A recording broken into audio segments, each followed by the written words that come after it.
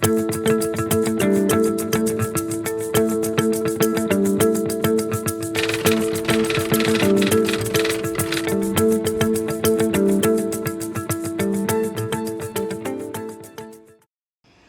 días, buenas tardes, buenas noches, donde quiera que ustedes se encuentren. Mi nombre es Laura de Rosa, algunos de ustedes ya me conocen, mis saludos. Y para los que no, pues me pueden contactar y podemos estarnos comunicando por mis redes sociales @Laura de Rosa Mart.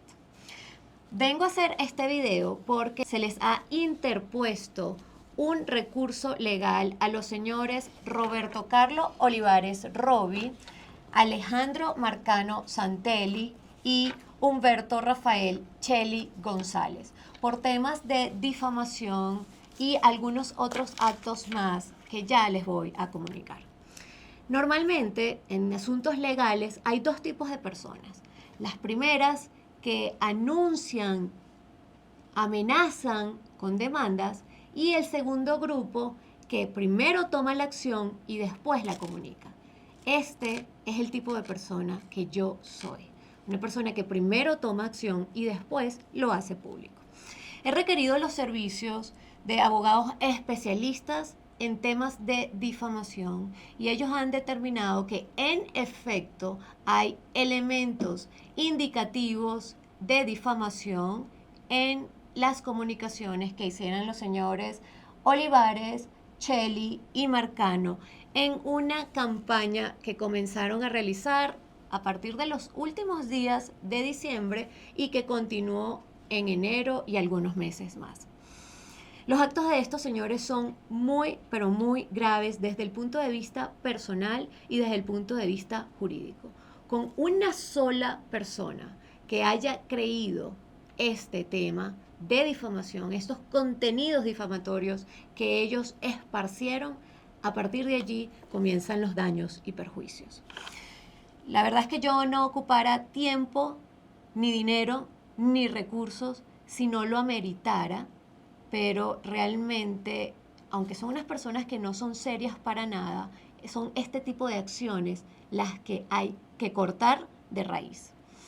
Yo creo profundamente en la ley y el orden, creo profundamente en la ley y el orden.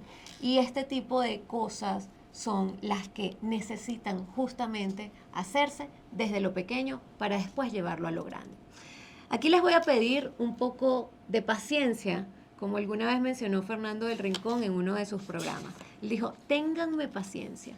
Y aquí yo les voy a pedir paciencia, porque para hacer una disección de lo que estos señores hicieron y una disección que permita que podamos desvanecer esas mentiras y esas difamaciones, entonces vamos a ocupar un poquito de espacio. Ténganme paciencia porque lo van a ver hasta el final lo que va a suceder.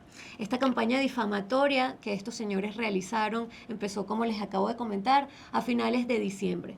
28 de diciembre la primera transmisión, 30 de diciembre la segunda transmisión, 3 de enero, 9 de enero y continuaron hasta el 20, 25 y siguió por varios meses más. Hasta hace poco, el señor Humberto Cheli, el 26 de mayo, realizó este tuit que vamos a observar. La campaña se extendió no solamente a mi persona, o sea, no solamente fue a mi persona que realizaron esta campaña, sino que además la extendieron hasta mi socio Raymond Azar, con quien creamos el medio digital de Freedom Post, contra los miembros del equipo de Freedom Post. Es un proyecto que además también fue acusado de múltiples delitos falsamente y sobre todo el tema de las familias, además de algunas personas que son escritores invitados. Fueron cuantificadas las horas en las cuales estos señores realizaron estos contenidos difamatorios. Lo hicieron vía verbal YouTube, lo hicieron por escrito, Twitter, Instagram, Getter, Rumble, etcétera, etcétera. Fueron cuantificadas al menos 3.2 horas de difamación, 3.2 horas, calculando los minutos y segundos que eso equivale, y una cantidad importante de tweets.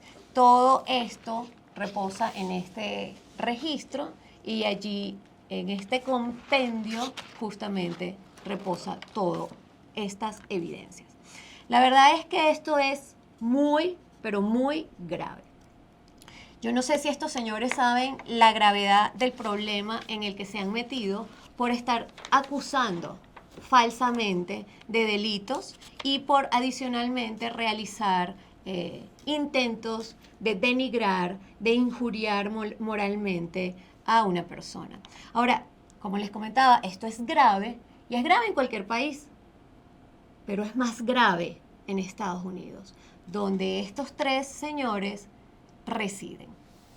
No se puede difamar y seguir la vida alegremente.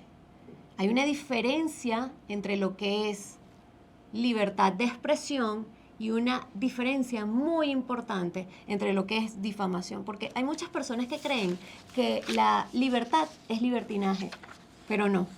El 29 de diciembre, fíjense en esto, el 29 de diciembre yo realicé, después del primer contenido de este señor Olivares, yo realicé un hilo explicando la situación de modo tal que las personas que me seguían a mí o que incluso lo seguían a él pudieran estar confundidas con lo que estuviera pasando. Yo hice un hilo para responder.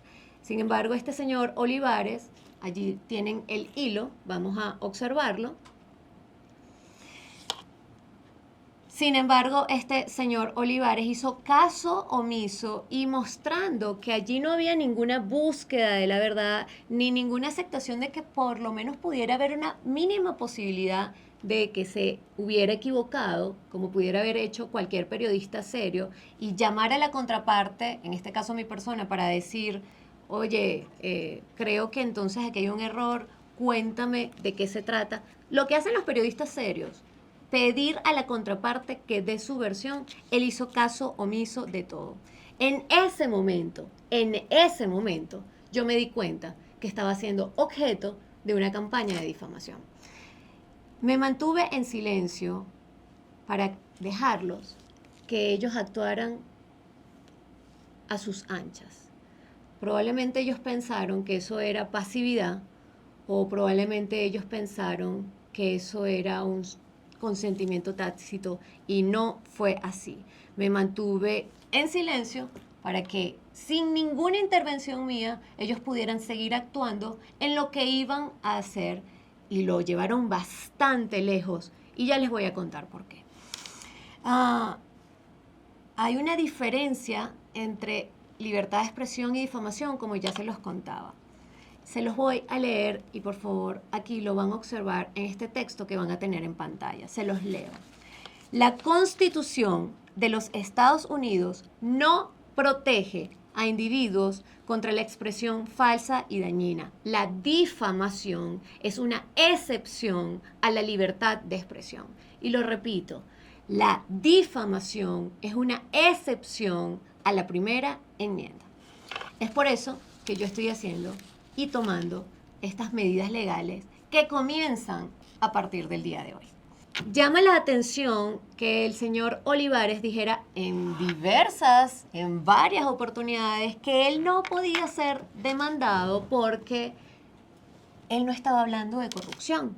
Y vamos a ver esos tres cortes que les tengo allí.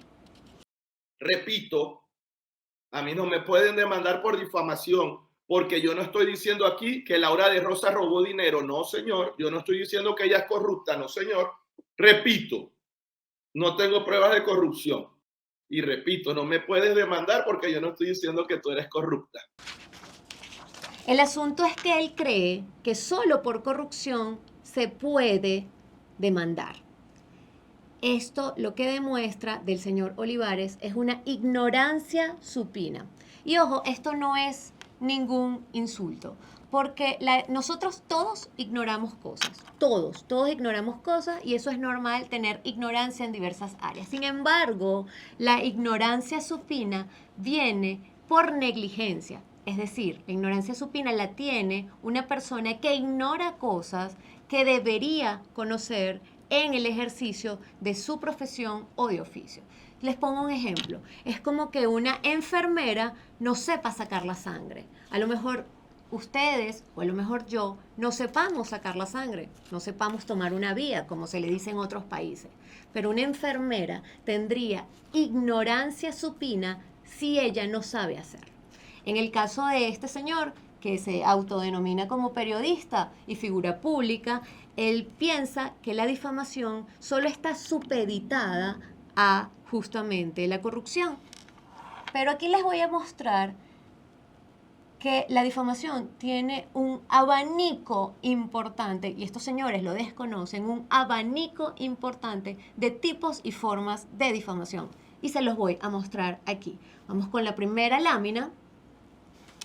Aquí ven que la difamación es el ataque a una persona para afectar su reputación. Y la difamación se divide en dos áreas, la injuria y la calumnia. La injuria es el ataque al honor subjetivo de una persona. ¿Qué quiere decir el ataque a una persona en su honor subjetivo? A todo lo que tiene que ver con su dignidad, con su moral, con su reputación, con su estima.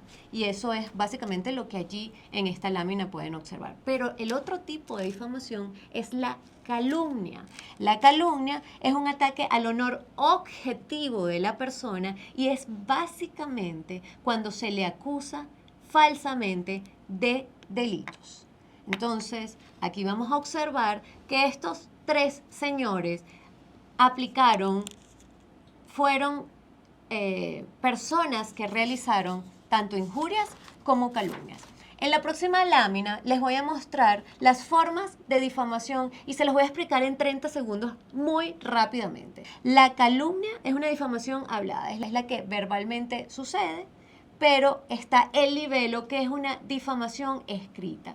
En ese caso, y esto es un ojo bastante fuerte con luces de neón de lo importante que es, las entrevistas, las emisiones difamatorias en radio, en TV o en YouTube, como la que ellos realizaron, no son consideradas expresiones verbales, sino son catalogadas como libelos, aunque sean habladas y no escritas. Entonces sí, ellos son susceptibles de demandas por la acusación que me realizaran de delitos falsamente que yo no realicé en ningún momento y por ataques a la moral. También hicieron otras acciones dolosas.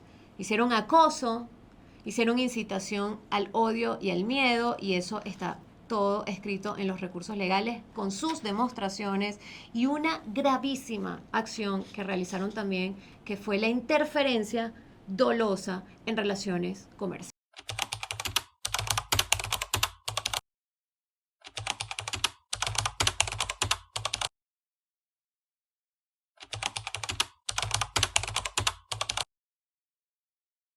Y por cierto, hablando del chavismo, algo importante aquí que les quería comentar. Yo no soy ni la primera ni la última persona en el mundo que ha cambiado una posición política que tuviera en el pasado.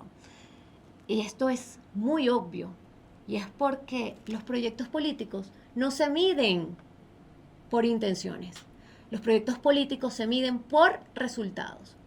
Y lo que estamos observando en Venezuela y en otros lugares del mundo, pero vamos a enfocarnos en Venezuela, es el asunto de que muchas personas que antes apoyaron a un proyecto político ya no.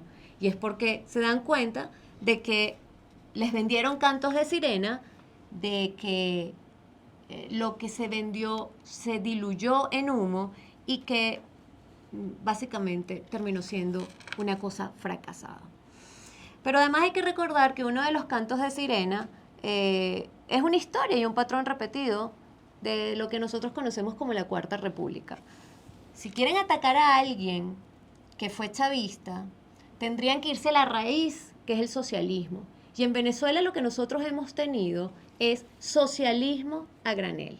Desde 1958 para acá, en Venezuela no ha habido ni un solo gobierno de derecha. Y nosotros tenemos estructurado en todo el país el socialismo como modus vivendi en las universidades, en la educación, en la politiquería, en el estatismo y en muchas otras cosas más.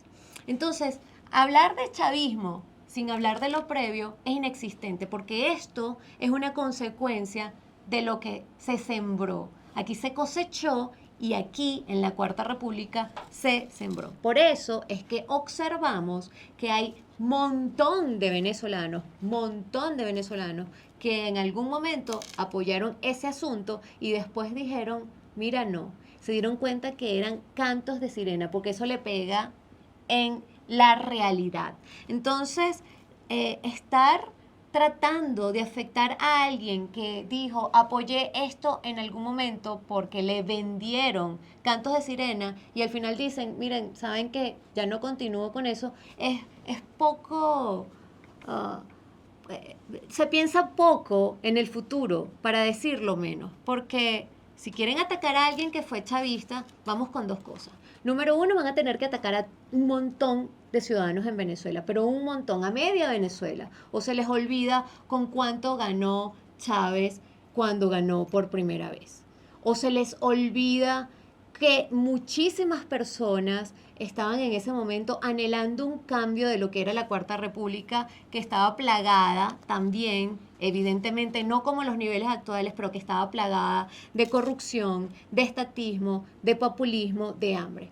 O se les olvida que la gente estaba cansada de AD y de Copey. O se les olvida que había un montón de males sociales para la época y por cierto, y en una nota farandulera, mucho de eso lo reseñaba la novela Por estas calles. No podemos ocultar, por ejemplo, que en 1997 ya habían sucedido algunos eventos sociales importantes que ustedes van a recordar, pero además que la pobreza en Venezuela alcanzaba el 54,48%. Pobreza extrema era 23,37% y la pobreza no extrema era 31,11%. ¿Cómo se explica eso en un país próspero y petrolero? ¿Cómo se puede explicar eso? Entonces, había una necesidad de cambio. El problema era que nosotros veníamos del socialismo, veníamos de una incubadora, que fue la Cuarta República, que fue AD, que fue Copey, y que esa incubadora fue la que hizo que naciera finalmente la Quinta República y viniera el PSV, Chávez y todo lo demás. Hay muchos adecos que votaron por Chávez, pero también había muchas personas que no necesariamente eran adecos, que no necesariamente eran de algún partido político tipo Copey, o no necesariamente estaban inscritos en algún elemento político, y lo que estaban anhelando era que ese militar que se estaba parando allí al frente hiciera lo que hizo Marcos Pérez Jiménez, por lo menos en cuanto a obra. Entonces, también hay que analizar que parte o buena parte importante de esos votos que obtuvo Chávez en el 98 no eran de Chávez, eran votos de Marcos Pérez Jiménez. Y lo segundo es que si estos señores van a atacar a personas por haber sido políticos, me imagino entonces que habrán psiquitrillado, atacado a sus propios papás. O les faltará entonces por hacer 6 transmisiones de ataque a sus papás. ¿Y por qué hablo de los papás? Porque aquí en este tweet Roberto Carlos Olivares dice que sus padres fueron chavistas. Yo me imagino que al día de hoy ya ellos no apoyan ese proyecto político. O, si no, deberían entonces atacar al papá de Humberto Rafael Chely González, cuyo papá llamó a la población a que se apoyara a Chávez, por un lado, y por el otro lado estuvieron también vinculados a la elección de Francisco Ameliach en el 2012. Vean aquí este texto de un medio de comunicación. Y también hay una cosa que es, hay muchísimos representantes que en sus inicios o en su juventud creyeron en la izquierda y después se convirtieron en los peores acérrimos, porque eso pasa.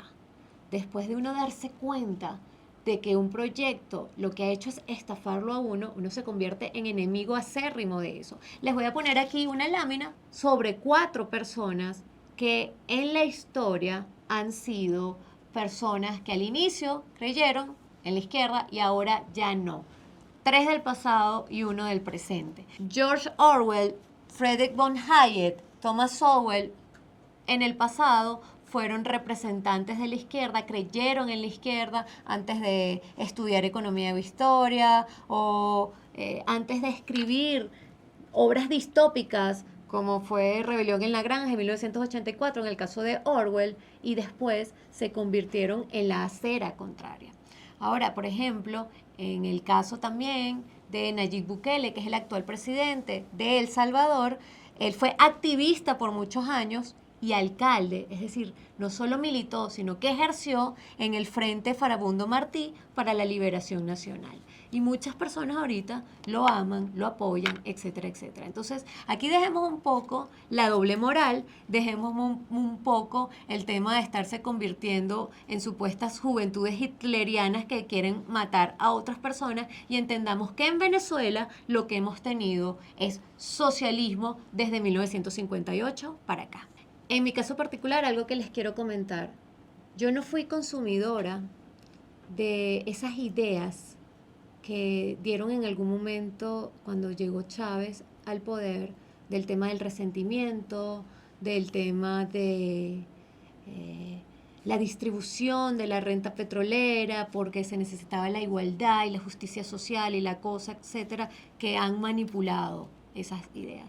En mi caso, la idea que a mí me cautivó fue la promesa de una Venezuela potencia desde lo energético. Y en ese momento yo trabajaba en PDVSA y realmente esa idea a mí me cautivó.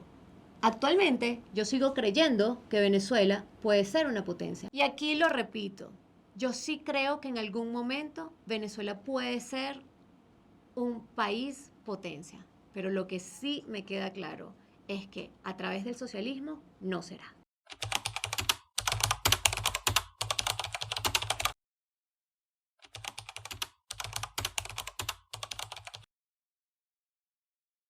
Volviendo al tema de las acciones legales que hemos activado el día de hoy con los señores Roberto Carlos Olivares Robi, Humberto Rafael Cheli González y Alejandro Marcano Santelli, por lo que estructuraron y terminó siendo una campaña de difamación, aquí les quiero hablar tanto de forma como de fondo. Y es que en cuanto a forma, ustedes se van a ir dando cuenta que lo que hicieron fue una muy mala praxis del periodismo. Algunas personas podrían llamarle incluso, algunos asesores comunicacionales le podrían llamar incluso un antiperiodismo, donde no verificaron fuentes, no se dieron cuenta de cuáles eran las motivaciones de las fuentes, usaron anónimos que ellos mismos se autodoxean, y aquí les voy a colocar fotos, o la ex compañera de trabajo que dice ella misma que trabaja en las relaciones de China y solo había una persona por país. Ninguna verificación de los motivos de la fuente, como se lo comentaba, no se le solicitó pruebas en un proceso que debía haber sido previo a estos supuestos testigos, intentando además calificar como pruebas chismes o mensajitos de texto en el que no hay ningún elemento probatorio de ningún delito. Y aquí les quiero mostrar justamente dos pruebas que este señor Olivares cataloga como H y como G. Allí pueden observar que hablan y dicen lo que una persona me preguntó presuntamente, y en la otra, aquí va a estar señalado, estos informantes no saben lo que saben. Estos informantes que le catalogan como informantes, pero dice no sé quién, y más abajo dice yo no tenía mucho acceso a esa información. Entonces eso es un informante. ¿Qué informó ese informante? Igual los testigos, unos testigos que no atestiguaron nada, porque para ser testigo tiene que estar presente en el evento y porque lo testificó. Esa es la calidad de un testigo. Como este, hay un montón de cosas más. por el otro lado está el asunto de la malicia y de la alevosía. Aquí les voy a colocar unos videitos pequeños para que puedan justo observar cómo se fue desarrollando este asunto. En este primero, escuchemos. Marico, yo te puedo comentar todo. Ven. Aquí comienza la sesión de chismes de los peluqueros de YouTube. Así, literalmente. Cuando él dice, yo te puedo contar todo. Ve. Luego está el tema con Marcano. Escuchemos. Ya va, espérate.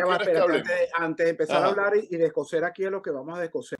Y esto es grave lo que Marcano dice aquí, porque esta es la base de su conversatorio, esta es la base de su entrevista. Y entonces aquí él muestra que no hay ninguna ética, que no hay ningún periodismo y profesionalismo, que a partir de eso, de ese comentario que él hizo de espérate un momentico antes de descoser a los que vamos a descoser, es decir, allí no había ninguna denuncia real, allí no había ningún interés de mostrarle algo relevante a la comunidad, sino lo que estábamos presenciando, como se los comentaba hace unos segundos atrás, era los peluqueros de YouTube que van a descoser a alguien porque los van a descoser.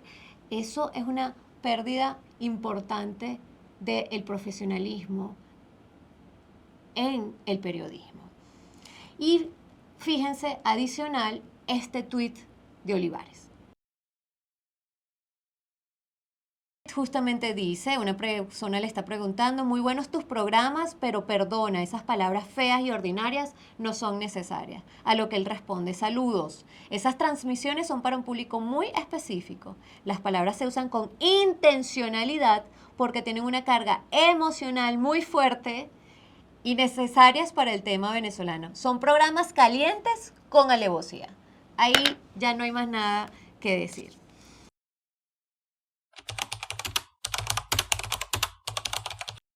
Bien, en cuanto a fondo, porque ya les mostré la forma en la que se desarrollaron en su campaña, ahora sí vamos a hablar de pruebas, porque yo sí voy a presentar pruebas.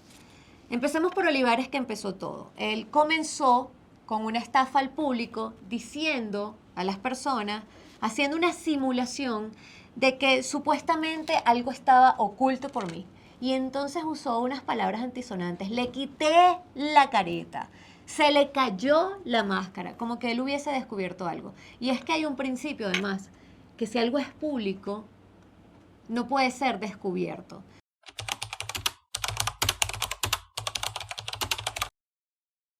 Eso es como el chiste del venezolano que le cayó a golpes al español, a su amigo español, y le pregunta al español, sorprendido después de lo que pasó, bueno, pero ¿qué fue lo que te pasó? Y le dice, es que yo me acabo de enterar que los españoles, cuando vinieron a América, se llevaron a sus tierras mucho de los oros que nosotros teníamos aquí. Y él le dijo, hombre, pero si eso fue hace miles de años. Y él le dijo, sí, pero yo me acabo de enterar. Ustedes le ponen el tono de voz al chiste, pero el asunto es el siguiente, y es, esto no puede ser calificado como un descubrimiento porque no era algo que fuese oculto, era algo que era totalmente público y yo lo había colocado en diversos tweets y en diversos posts y aquí se los voy a ir colocando. Justamente en uno de ellos, aquí en el año 2019, yo aquí hablé y mostré una foto de mi cara sin maquillaje diciendo, esta soy yo, y diciéndole, para los que me conocen, saben que este fue lo que yo pensé en el pasado. Para los que no me conocen, ahora se van a enterar. Expliqué todo y después dije, después de esta explicación y contándoles que yo me había salido justamente de ese proyecto político porque yo hice una denuncia de corrupción y para mí fue un quiebre total, porque ya habían red flags, ya habían banderas rojas, pero hubo un quiebre después que yo realizara esa denuncia de corrupción, porque las personas que hablaban y decían lo que tenían era una doble moral, porque mientras decían el tema de hacer las cosas de manera correcta o con austeridad, vivían como Rockefeller, como dice el dicho, hablan como Marx, pero actúan y viven como Rockefeller. Entonces en ese momento a mí se me quebró todo y por eso ese fue el punto de quiebre por el cual yo me saliera. El asunto es que en ese mensaje que ustedes ven en pantalla, ahí dice justamente, a partir de ese punto de quiebre, yo comencé a poner cerebro, corazón y carácter para empezar a decir que esa no es la vía. Y también escribí allí, y lo repito aquí, el que me quiera dejar de seguir, lo puede hacer. Y el que quiera seguir escuchando lo que yo tengo para decir, bienvenido sea. Algunas personas en ese momento dijeron, oye, yo no puedo con este tema, somos amigos, respeto tu opinión. Y otras personas dijeron, adelante, estás haciendo un buen trabajo en abrir los ojos. Entonces, nada de ocultamiento y, sin embargo, este señor hizo caso omiso de esa información y continuó la difamación. Muchas personas, y aquí les voy a colocar algunos tweets, le dijeron, aquí no hay ocultamiento de nada, eso es una noticia vieja, ¿cuál era la noticia? Y sin embargo, como les digo, hizo caso omiso de esa información.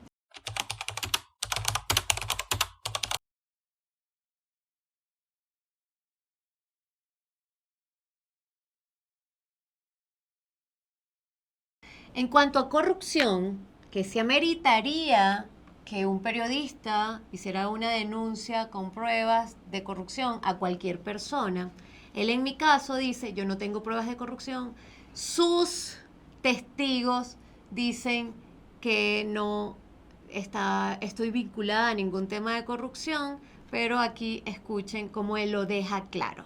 El exnovio hasta dijo, mira, yo estoy seguro que ella no está en casos de corrupción.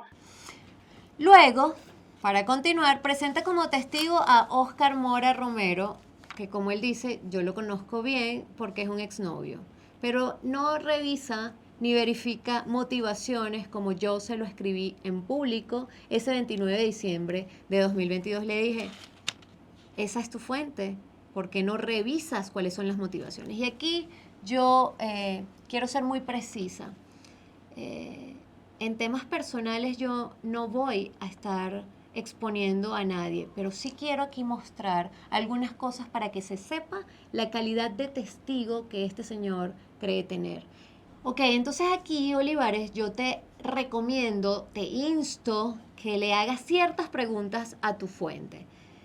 Pregúntale a esta persona si es falso que él desde el 2013 la Fiscalía Ecuatoriana le entregó una orden de alejamiento. Y no es por lo que tú dijiste que él me pegaba en tiempo continuo, en pasado continuo, como dijiste. No. Entonces, insisto, aquí yo no pretendo exponer a nadie porque para mí ese señor realmente está en el pasado, por eso es un ex. Y es de este tipo de ex que, como todos o casi todos tendremos, son personas que un ex que nunca debió pasar. Quedó la experiencia, pero no te vuelves a involucrar con personas así. Y estoy segura que muchas personas van a entender esto. No, él no me pegaba.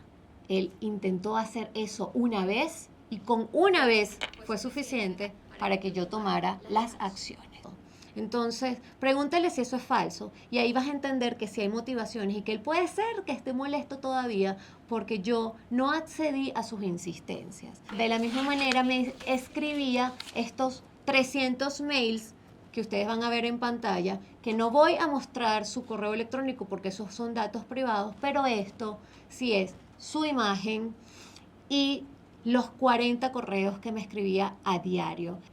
Pregúntale también si, tomando en cuenta esas fotos que allí están, esa foto que se repite en los emails, no es la misma foto que él actualmente, al día de hoy, tiene en su correo y que, como puedes observar, es forjada, porque allí está planteado el tema de una persona que coloca su cara sobre un cuerpo que no corresponde de él porque él quería ser arquero. Entonces esa imagen que ustedes están viendo en pantalla y que tú, Olivares, estás observando es este señor forjando él mismo una foto porque ese cuerpo no es el de él. Entonces las discusiones que él te dijo que eran discusiones políticas no eran ese tipo de discusiones, eso no era real, porque a él no le interesaba el tema de la política. A él lo que le interesaba y estaba buscando era tener un acceso a un lugar donde se pudiera enchufar él sí. Porque yo hacía carrera en la industria petrolera y empecé desde lo más bajo. Pero él sí estaba intentando buscar eso. Entonces allí puedes ver también un poco la motivación. De la misma manera, y aquí ya para cerrar, le puedes preguntar si él no tiene imágenes como esta que entregó como tarjetas de presentación a varias personas forjando que él era un empleado de la FIFA. Por allí eran las discusiones no eran políticas. Entonces el asunto es que le tienes que verificar a la fuente muchas cosas para saber si hay motivación por el ataque y realmente allí puedes observar que ese señor que tú dices que es amigo tuyo hace mucho tiempo, en realidad no era calidad de testigo y no era una calidad de fuente. En cuanto a tu otra fuente, que tú denominas fuente o testigo, pero que ella no atestiguó nada y que ahora va a tener que presentar pruebas de lo que ella dice, se llama Silvia Aular. Ella misma se doxea cuando dice yo trabajaba en el área de China, y aquí hay que hacer un paréntesis, las personas que trabajábamos en el área de relaciones internacionales era uno por país. Se podía tener varios países por una persona, pero la persona que manejaba China era esta persona, y aquí van a ver esta foto, justamente. En cuanto a Silvia, tú tendrás que presentar pruebas cuando dices que tú sabías la verdad, que entre el año 2006 y 2007 yo no estaba grave de salud, y vamos a escuchar este audio. Y ella dijo que se iba porque estaba muy enferma, pero los que sabíamos la verdad, porque teníamos conexiones ahí arriba, sabíamos que eso no era así. Yo sí tengo los registros de la operación, en qué clínica me operaron y qué tratamientos posteriores tuve.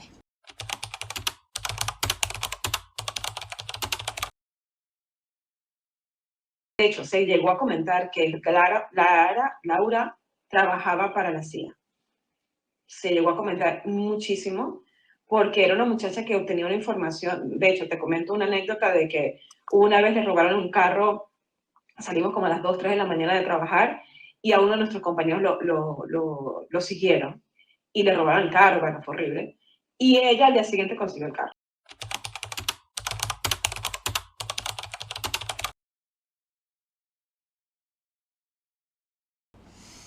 También deberás presentar pruebas, Silvia, de con qué personas dices tú que yo estuve en el despacho según este audio tuyo. Este señor se dio cuenta de que no solamente estaba con él, estaba con varios jefes al mismo tiempo, pasando información y sustrayendo información. Estoy segura que no vas a tener ningún tipo de pruebas porque es un evento que no existió. Pero además vas a tener que presentar pruebas, por lo menos a tu periodista Roberto Carlos Olivares, tendrás que presentarle pruebas de, por ejemplo, cuando intentas injuriarme y denigrar mi moral, cuando dices que a López yo fui casi que desnuda. Escuchemos este audio. Recuerdo que una vez la mandaron a la OPEP. Recuerdo que una vez la mandaron a la OPEP para reunirse y la tipa se fue así, porque ella, no sé si las tendrá todavía, tiene sus prótesis mamarias. Y entonces en una reunión de árabes, así todo el mundo, pero esta mujer es una vulgar. Pero claro, su idea no era ser vulgar, su idea era llegar a un lugar y ¿sabes?, cautivar a todo el mundo y conseguir información. De hecho, se empató después con uno de esos árabes, creo que era de Emiratos Árabes. Y esto realmente es bastante antagónico con la realidad, pero demuestra la calidad de la supuesta testigo y la calidad de la supuesta fuente. Porque veamos entonces las fotos de mi presencia en Lopep, que ustedes pueden observar allí en fotos. Por ejemplo, aquí esto que están observando es el mural de madera que hay en el ingreso de la Organización de Países Exportadores de Petróleo en Austria, en Viena, Austria. Y aquí se observa cómo estoy vestida yo. No sé cómo quiere esta señora que yo entonces me vista. A lo mejor ella quiere que yo me vista como si estuviera en Irán, que solo se me vean los ojos o ni siquiera.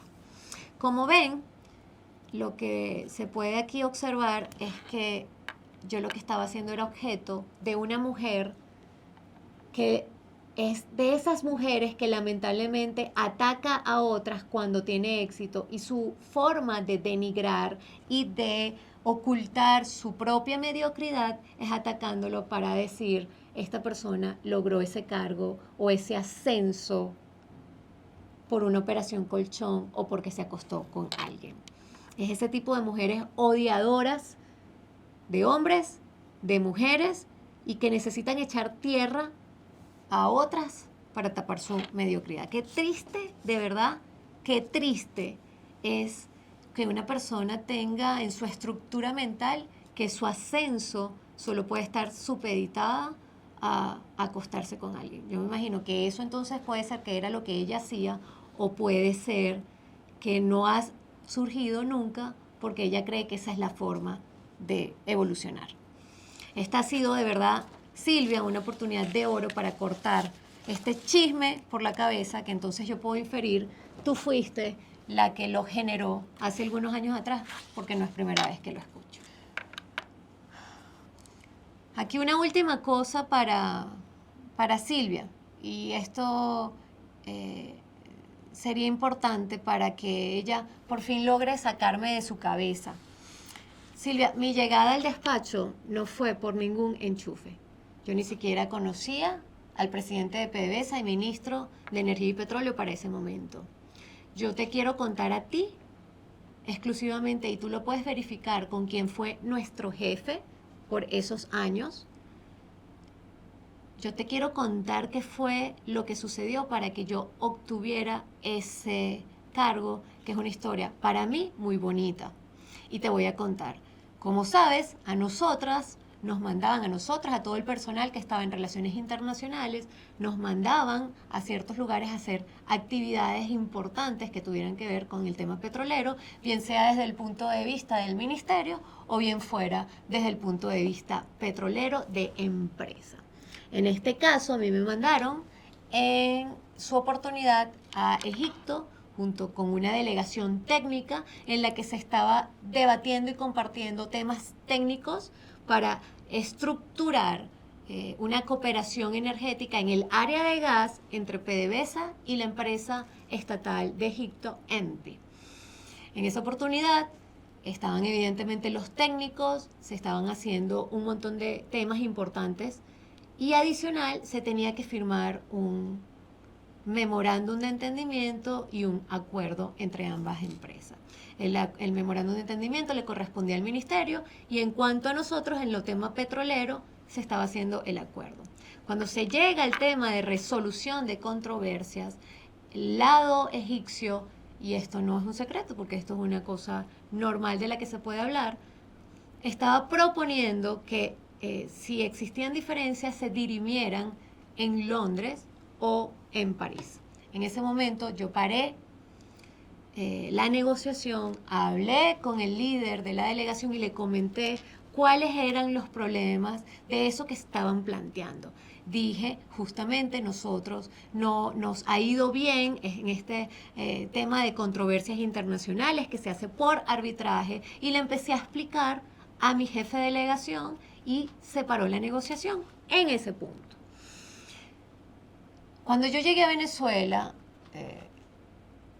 unos días después te dan 24 horas para descansar, porque son viajes transatlánticos. Yo decidí irme a trabajar, recuerdo que era viernes, y a mí me mandan a llamar justamente del despacho de quien fuera nuestro jefe, que era el director de Relaciones Internacionales.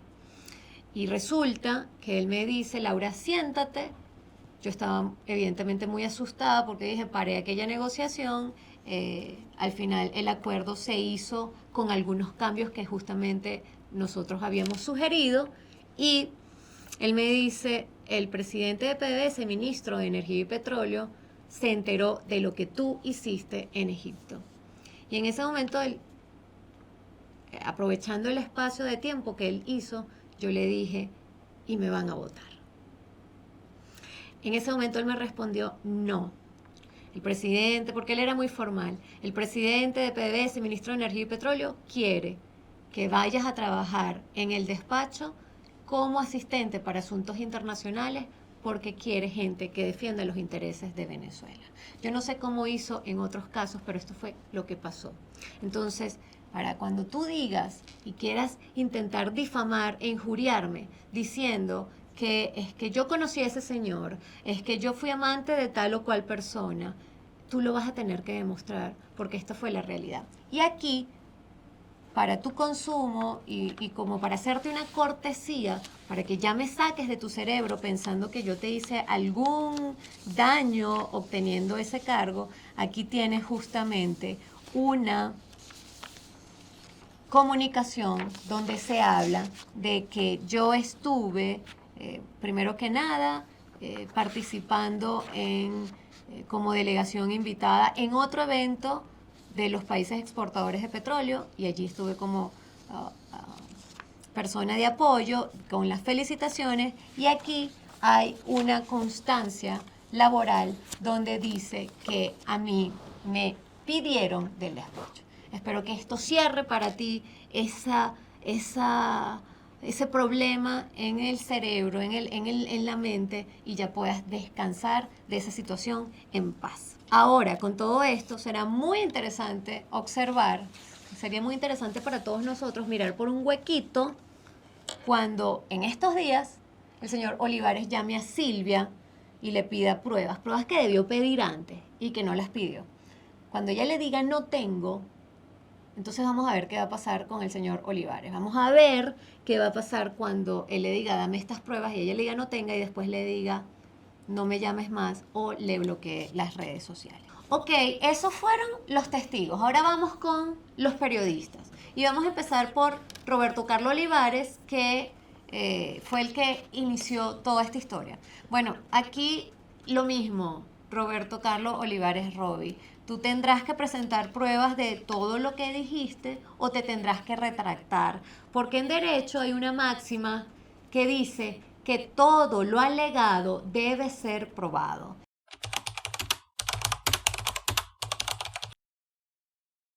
Entonces allí vas a tener que demostrar justamente lo que va involucrado con lo que dices.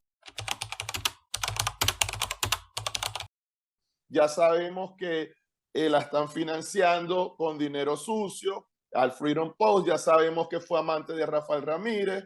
Sabemos que Laura de Rosa viene de la DGCIM, que es Dirección General de Contrainteligencia Militar. Toda una joyita. ¿Ok? Entonces, ellos son cómplices del asesinato. Ellos son cómplices de genocidio. Cómplice de homicidio. ¿Y homicidio de quién?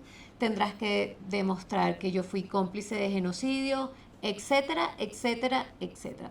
En cuanto al espionaje, hay varias cosas que también lo mencionaste, me acusabas de espía, de infiltrada. Bueno, te hago una pregunta. ¿Tú sabías que el espionaje es un delito en el país donde tú resides? Y tú sabías, adicionalmente, que acusar a alguien de un delito que no cometió también lo es. Ahora, las preguntas aquí es, ¿qué pruebas tienes tú de que yo trabajé en la DGCIM, en la Dirección General de Contrainteligencia Militar, que pones esta foto bastante incitadora, con este individuo, con esa máscara y con ese logo? ¿Tú tienes alguna constancia de trabajo de que yo trabajé en la DGCIM, en Contrainteligencia Militar? ¿Tú tienes algún oficio donde a mí me asignen alguna labor de espionaje ultrasecreto? O por lo menos la asociación de alguna imagen o alguna misión en la que yo estuve. ¿Tú tienes alguna grabación que se autodestruiría en 5 segundos y que no se destruyó porque ustedes la tienen? La verdad de esto es que yo nunca trabajé en la DGCIM. Y te voy a explicar para que ya lo tengas un poco y también voy a poner a la audiencia en contexto porque esto es importante saberlo. Este señor dice que él es periodista de investigación, pero él no investiga nada, porque con una muy somera investigación que él hubiese hecho en Wikipedia, podía ver que la DGCIN, o la Dirección de Contrainteligencia Militar, fue creada en el 2011 y yo llevaba muchos años fuera del país. Además, en el 2011, como ustedes pueden observar aquí en este justamente foto de lo que se consigue en Wikipedia, allí pueden ver que la dirección le cambiaron su misión, le cambiaron su visión y se convirtió en un organismo que ha sido bastante objetado por sus actos. Entonces aquí ahora sí hablo de lo que sí pasó, de la realidad, es que yo trabajé en la DIM, en la Dirección de Inteligencia Militar, que antes se le llamaba las 3 letras comúnmente. Era un contexto histórico totalmente diferente, donde en aquella época todavía existían instituciones en el país, todavía se respetaban. Era un orgullo pertenecer a esa institución y además estar bajo unas fuerzas armadas. La institución estaba bajo unas fuerzas armadas que no habían sido penetradas por Irán, por Cuba, por Rusia, etcétera, etcétera. En aquel momento, el contexto, por ejemplo, era que los oficiales asistían a sus cursos de Estado Mayor en Estados Unidos o Panamá. Entonces esto que tú contaste como una cosa de espionaje y de novelas de KGB de muy baja factura, no aplica para nada.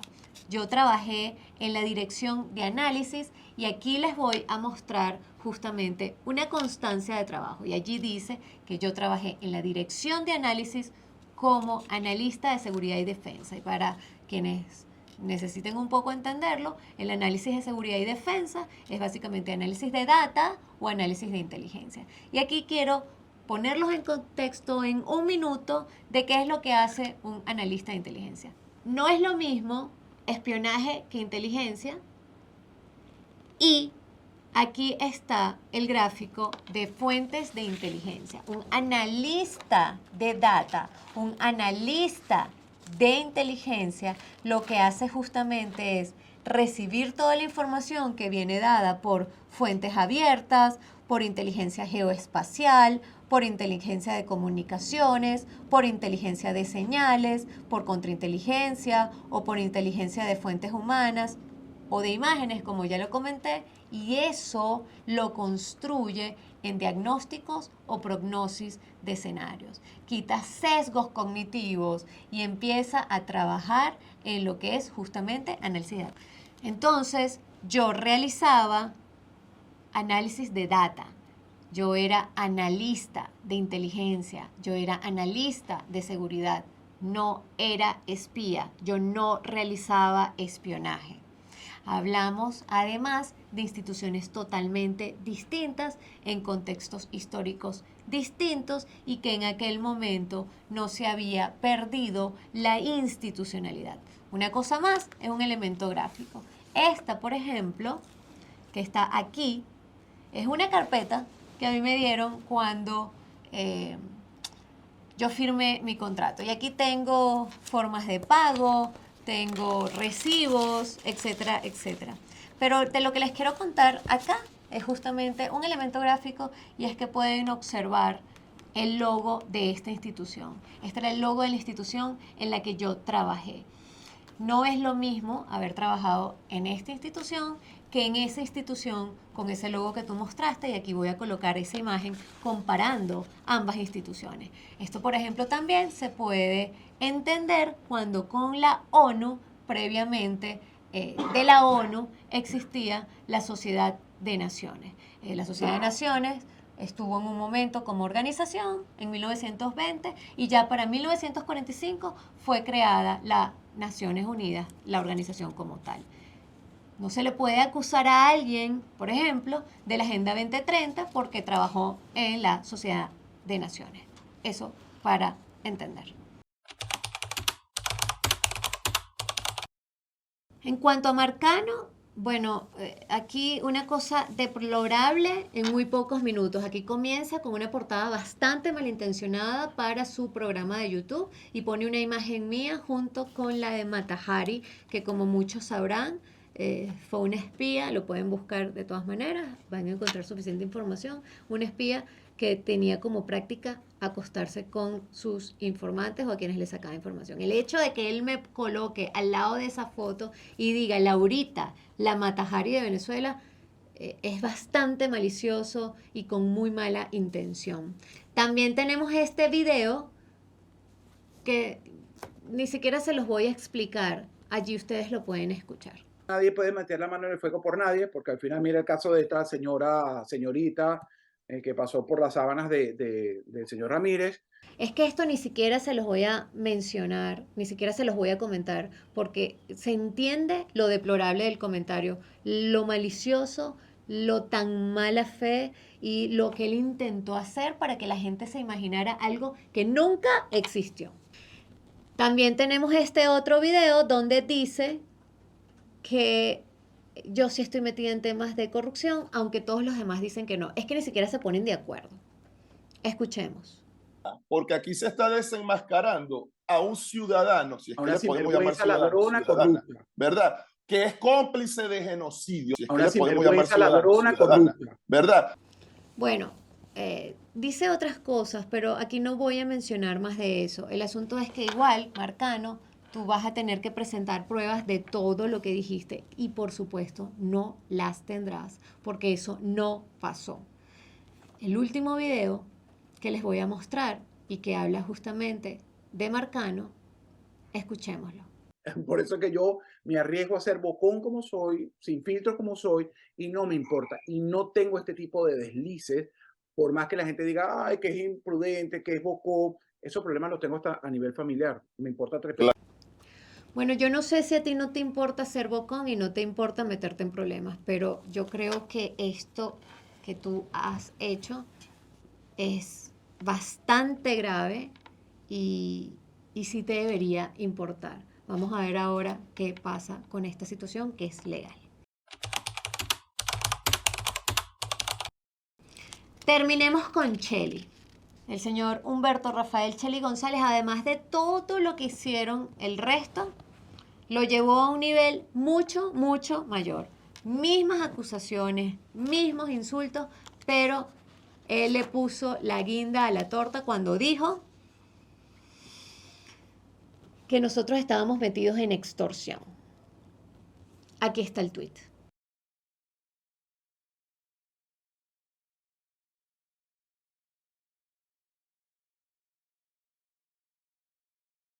Al decir que entonces nosotros estamos vinculados a extorsión, tú vas a tener que presentar pruebas. Y aquí vas a tener que presentar pruebas de llamadas o emails que se le hace a alguna persona donde se dice, págame tanto por hacer tal cosa. Me imagino que tú tienes eso. Me imagino que tú tienes recibos donde se le hace transferencia a alguna persona extorsionada y donde nosotros realizamos alguna acción para eso que tú dices que nosotros hicimos. Todo esto tienes que presentarlo.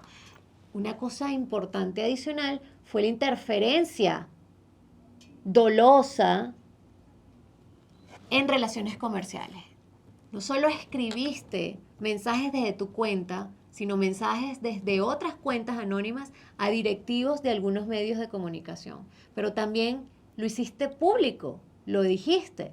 Escuchemos este audio.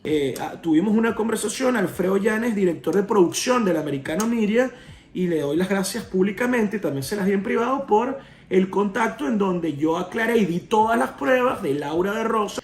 Pero aquí, esto es impresionante, lo que acaban de observar, pero aquí no se acaba, además lo llevó al acoso. Entonces acosó y difamó con insultos a todo el equipo del The Freedom Post, a sus parejas, a las familias y además se involucró con los hijos de uno de nuestro equipo, que es Esteban Graterol.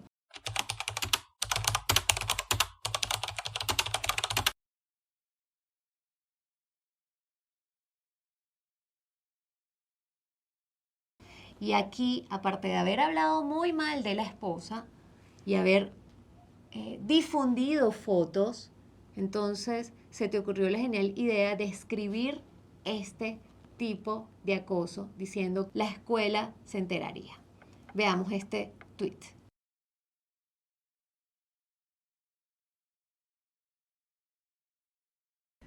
¿Tú sabías que esto era un acto ilícito? Pero además de esto lo llevaste al acoso. Y cuando lo llevas al acoso, entonces difamas e insultas a las parejas, difamas e insultas a las familias, difamas e insultas a los miembros del The Freedom Post, a los escritores invitados, y además te metes con los hijos de uno del equipo nuestro. Es que no respetan a nadie, pues. Ustedes no respetan a nadie, porque ni siquiera en las mafias se trata así.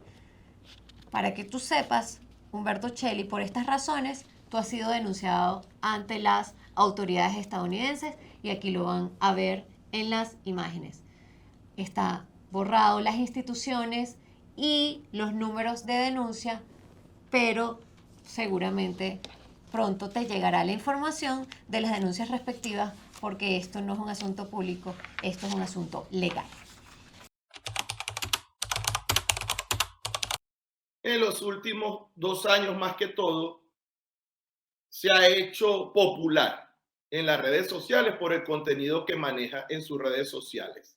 Que ellos tienen una plataforma digital que se escucha mucho. Se ha hecho un nombre en los últimos año y medio, 2 años. Yo no puedo quedarme con esta información y permitir que Laura de Rosa continúe produciendo contenido. Marico, cuando te vi, porque yo te sigo, y veo entrevistando a Laura y yo, a la verga, o sea, ¿qué hace entrevistando a Laura? ¿Me entendéis? Te resumo al final que cuando yo vi entrevistándola y dándole esa apertura y tal, y yo dije, wow. Ok, y aquí mis mensajes finales, sobre todo para la audiencia. Como pueden darse cuenta, estos 3 señores, Roberto Carlos Olivares, Alejandro Marcano y Umberto Celli, no hicieron ninguna noticia relevante para la sociedad. No hicieron algo que además fuera real. Entonces, esto ya, como lo pueden ver, es evidentemente una campaña de difamación y es muy grave lo que ellos hicieron. Por último, lo que les quiero aquí mostrar son los códigos de ética. El código de ética de Venezuela, donde se graduaron, el código de ética de Estados Unidos, donde residen y ellos ejercen, y el código de ética mundial. Aquí les quiero mostrar 3 artículos bastante esclarecedores de la mala praxis que hicieron estos señores aquí. En el artículo 8, el Código de Ética de Venezuela, y aquí lo están viendo, dice: el periodista no deberá deformar, falsear, alterar, tergiversar o elaborar material informativo, impreso o audiovisual, cuya publicación o divulgación resulte denigrante o humillante para la condición humana. Esto aquí ellos no lo aplicaron. Luego, en el artículo 11 dice: el periodista comete falta grave cuando comunica de mala fe acusaciones sin pruebas o ataques injustificados a la dignidad, honor o prestigio de personas, instituciones o agrupaciones. Esto está tal cual lo que hicieron. Cometieron falta grave con su malicia, con sus difamaciones, sin pruebas y ataques injuriando la dignidad. En el artículo 12, los siguen teniendo en pantalla, dice: las informaciones falsas deben ser rectificadas espontánea e inmediatamente. El periodista publicará en el lapso de las 48 horas siguientes a la publicación de la noticia errada la rectificación a que hubiera lugar en el mismo espacio donde se publicó la primera noticia. Ese es el Código de Ética de Venezuela, de donde ellos salieron, el que aplica al país de donde ellos salieron. Aquí tienen el Código de Ética para los periodistas profesionales en Estados Unidos. Se los voy a dejar, más o menos es lo mismo, pero veamos el Código de Ética mundial que aquí quiero señalar lo siguiente. En el artículo 3 de la Carta Ética Mundial para Periodistas, y que ustedes los están viendo, dice: él o la periodista no informará sino sobre hechos de los cuales él o ella conozca el origen, no suprimirá informaciones esenciales y no falsificará documentos. En el artículo 5 dice: la noción de urgencia o inmediatez en la difusión de la información no prevalecerá sobre la verificación de los hechos, las fuentes y o el ofrecimiento de una respuesta a las personas implicadas. Aquí muestra entonces que ellos, con ese afán de salir en búsqueda de likes, no verificaron sus fuentes, no verificaron los hechos y quisieron salir como en desbandada.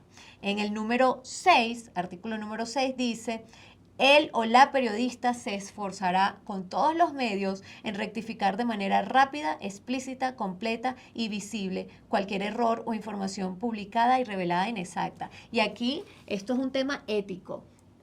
Se supone que es un código de comportamiento y no tiene un tema legal. Ahora sí tienen el tema legal para la retractación. Y por último, en el artículo 10 dice: él o la periodista considerará como faltas profesionales graves la distorsión malintencionada, la calumnia, la maledicencia, la difamación y las acusaciones sin fundamento.